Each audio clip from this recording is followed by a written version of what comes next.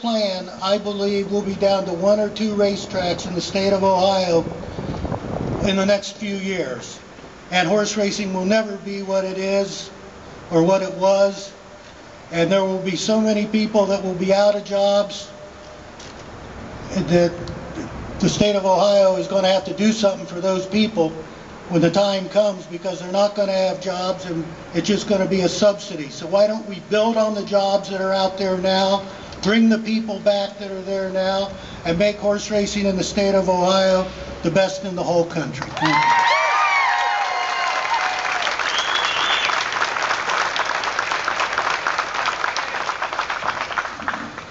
And now it's my great honor to introduce you to Willie Kester, Chairman of the Ohio State Racing Commission, and I'm proud to say that he's from my hometown of Cincinnati. I'm even prouder of the way that Chairman Kester has been a strong and unwavering spokesman for horse racing on this issue, and everyone in this crowd and everyone in Ohio horse racing owes him a big debt of gratitude for fighting the good fight for us. Please welcome Chairman Kester.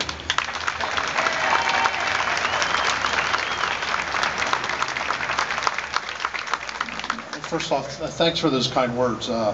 It's certainly good to be here, and if it's okay, you can turn the cameras off, because I certainly have a face for radio. So I really don't to be in the forefront for something on television. But on behalf of the commission, I bring their best wishes. Commissioner Brown is here today, and they just wish you all the best. They know what you're going through. They know how tough it is.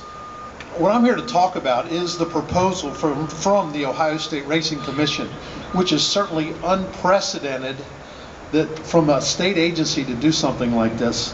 When we first started doing it, people were saying, "Are you guys nuts?"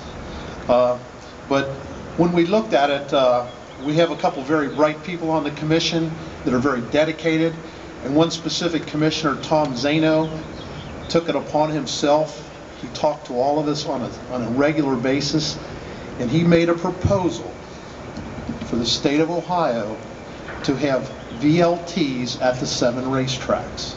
Now, Mr. Zano is a bright man, a former tax commissioner, and he knows how money is spent in Ohio. And the money that is leaving Ohio is killing us.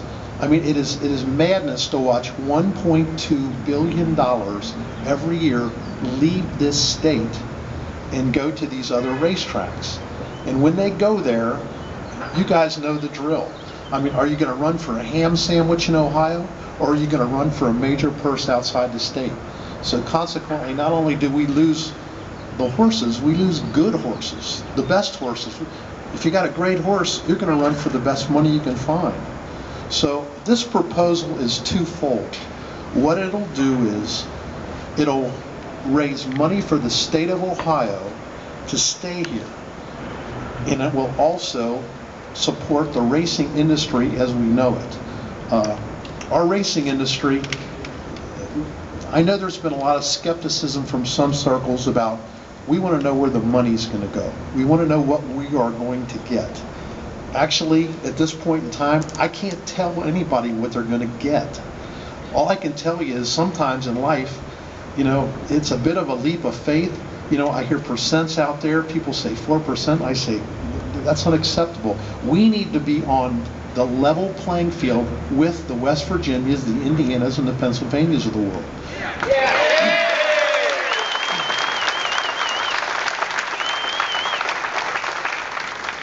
Now, Ohio, during the Great Depression, actually started pari-mutuel wagering. And the state of Ohio has been controlling this for 75 years, over 75 years. And that is why our proposal is that the state continue to control the gaming, where the employees are drug tested, it's got the highest form of integrity, and people know that when they spend their wagering dollar, that it's being spent in a fair way. When you go to a racetrack, you know if you spend your money on a horse, you are going to get a fair shake for your money. And that's what we propose to do. Now this proposal, what it will do is initially, and we all know the dire financial situation of the state of Ohio, but it will initially pump $350 million in licensing fee into the coffers of Ohio, into the Ohio Treasury. So that's right off the bat. In addition to that, it will also be $80 million for renovations of the current racetracks to fit them out for what we need to do for the VLTs. Actually, the price that they're paying, $50 million per track, equals out to be about $25,000 per machine. Now, I know we've all heard the people that want to put them in bars and bowling alleys, and I'm not here to dissuade or tear anyone down, but I doubt if the bars and the bowling alleys are prepared to pay $25,000 per machine to go into their parlors. 50% of the profits will go to the state of Ohio. It is the highest percentage of any state I know. Presently, they're gathering signatures for a referendum in November that you're all well aware of. If that does pass, the state of Ohio will get 30% of those profits. So out-of-state people are going to come into Ohio and not give the citizens of Ohio back as much money as we will do as citizens of Ohio with our racing.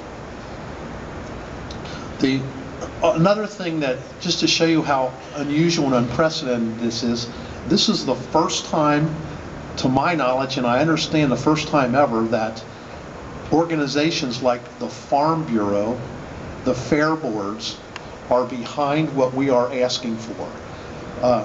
Ohio has a wonderful educational system. We're trying to pump money into the system, and who has a better agricultural system than Ohio? No one. And as far as agriculture goes, the horse industry works hand in hand with those. The people that are here today, I thank you so much. I mean, there's not anyone here that has done anything wrong. That's the part that makes it so hard for us, that it's just the other states have been more progressive. I know in Indiana, I talked to their officials, and when they passed the gaming, what the governor said was, and Indiana's more conservative than Ohio, and the governor says, okay, we got a choice. You know, we're either going to raise taxes or put in gaming, and they put in gaming, and it's been a tremendous success. And actually, it's our money that's helping him make it a tremendous success.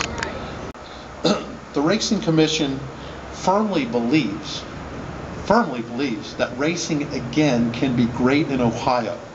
I mean, we have a rich tradition. We know how to get it done. All we're asking for is for the tools to get this thing done.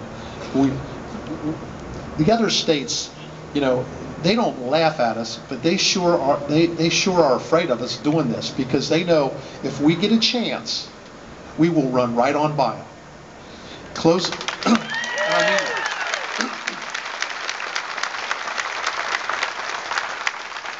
In closing out, I'd just like to say, I believe the time is here to bring our stallions home, our mares home, our drivers and our riders back home. Thanks so much.